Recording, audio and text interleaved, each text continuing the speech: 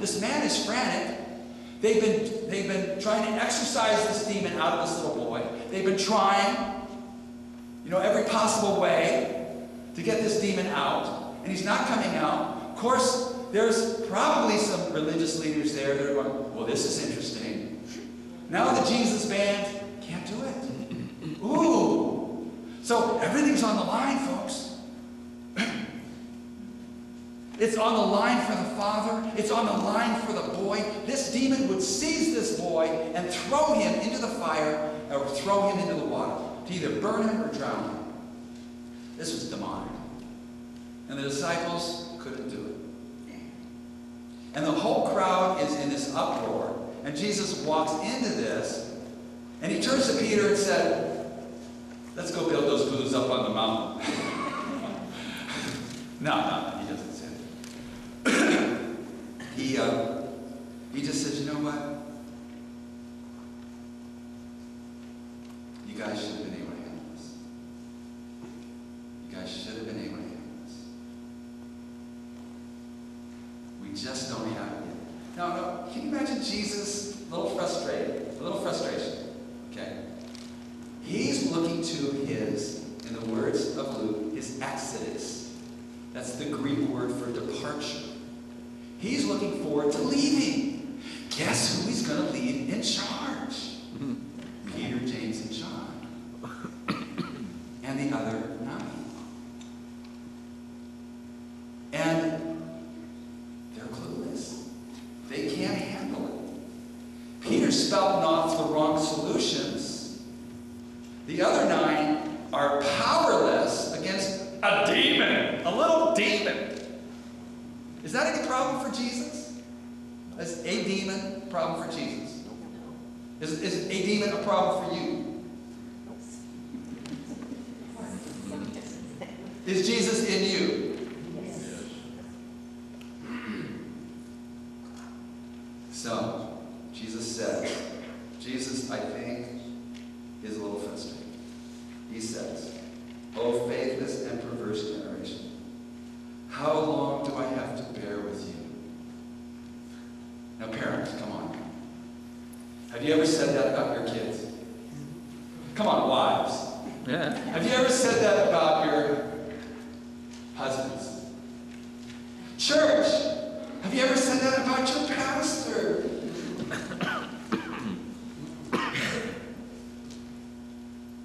How long do I bring him here to me? Jesus says, get out. And immediately the boy is free. He convulses himself, according to the other accounts. And the demon flees, never to return. Now, parents, if that was your kid, would you be happy? Would you be grateful? That's the power of Jesus. So his disciples take Jesus aside a little privately, and they say, okay, Jesus, what do we do wrong?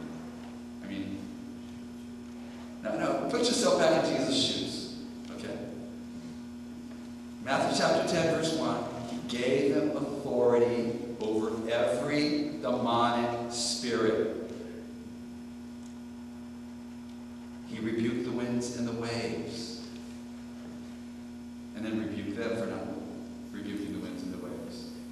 He fed the 5,000. He fed the 4,000. This is all a part of their experience together.